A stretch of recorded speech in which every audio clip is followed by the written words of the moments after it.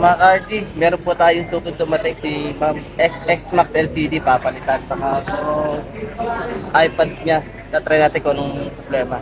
Ito, papalitan natin LCD. Panorin ko. Ano nangyari dito, ma'am? Tapon niyo to, no?